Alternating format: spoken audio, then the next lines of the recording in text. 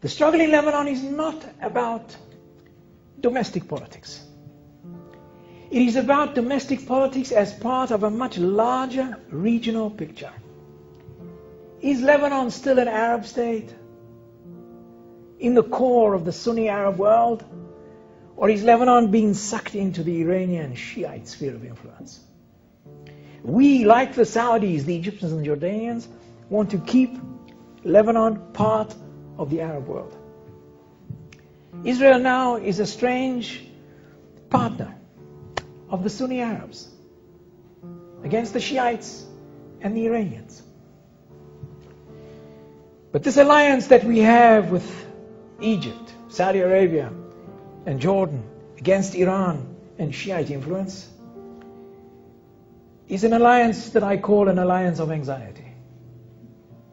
The Saudis, the Egyptians and the Jordanians are not nearly as confident as the Iranians and Hezbollah are about the future. Listen to how Ahmadinejad speaks. Listen to Nasrallah. This air, this aura of self-assurance. Time is on our side. This is Shiite time. The Sunnis are in retreat. And they are hardly as confident and self-assured as the Iranians and their allies are. So Israel's allies in this regard, as I say, an alliance of anxiety, a rather weak reed.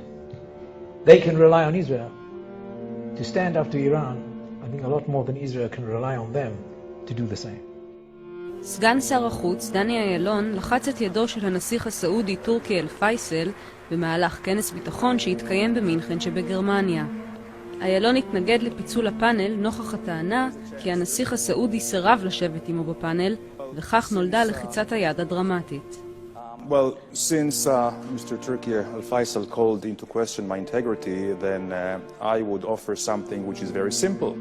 If indeed it wasn't him who objected to my being here together with him, I would welcome him to shake my outstretched hand right here. And if it's too difficult for you to come up here, I will come down to you. Would you be willing to do that?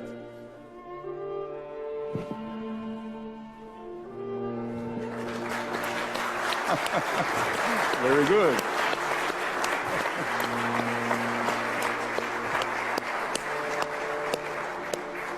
There is a chance, there is a chance. Good, I'm very glad. מהי עמדתכם באשר לסעודיה? האם היחסים שלכם עם סעודיה השתפרו, והאם יש שיתוף פעולה בין המדינות? יש לנו הרבה אינטרסים משותפים שאנחנו יכולים לקדם אותם בכלכלה, במדיניות, בתפיסות אזוריות. אני גם מאמין שסעודיה רואה כמונו שיש סכנה גדולה מאוד מהתפשטות הטרור על ידי גורמים קיצוניים. ואני מצפה שהמשטר הסעודי, כמו משטרים אחרים, יפעלו נגד כוחות מסוכנים אלה. No wonder that none other than David Ben-Gurion and Moshe Sharet Shertok met senior Saudi advisors in London in the 30s of the last century, seeking in vain a dialogue. Ben-Gurion told Hafiz Wahaba, a senior royal court advisor, an Egyptian by the way, all the court advisors of the Ibn Saud were non-Saudis, for reasons I'm sure you will understand, that only King Ibn Saud was capable of effecting a historic rapprochement between the Arabs and the Jews of Palestine. This is what Ben-Gurion said to Wahaba. In fact, ladies and gentlemen, the Saudis never really helped the Palestinian Arab population in Palestine, either with financial aid, and they have a few finances at their disposal, as you might guess, or significant military support. Successive Saudi peace plans culminated in the Saudi initiative of Crown Prince, now King Abdullah, promoting a permanent settlement of the Israeli-Palestinian conflict. And may I remind you that the original Saudi plan made no mention at all of the Arab refugee issue. I wonder why. This was realpolitik in its purest form.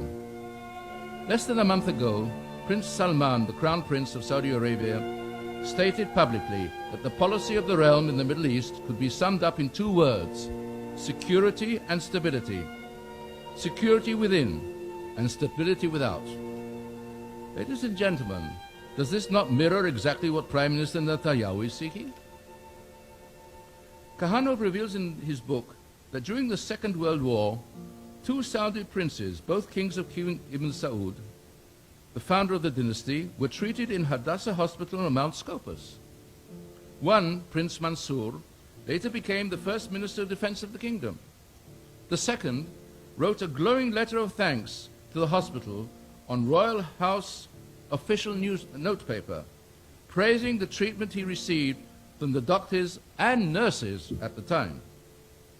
His name was Fahd, who later became king in 1985 and was the immediate predecessor of the current monarch who mounted the throne in 2002. Now, none of these two medical patients could have gone to Hadassah without the express approval of Ibn Saud. There are numerous items in the book proving that the Saudis never supported the Palestinian cause with money or arms. Ibn Saud viewed the Palestinian national movements as potential threats to stability in the region. And King Abdallah of today now seeks a swift end to the Palestinian problem as he accepts Israel's legitimacy.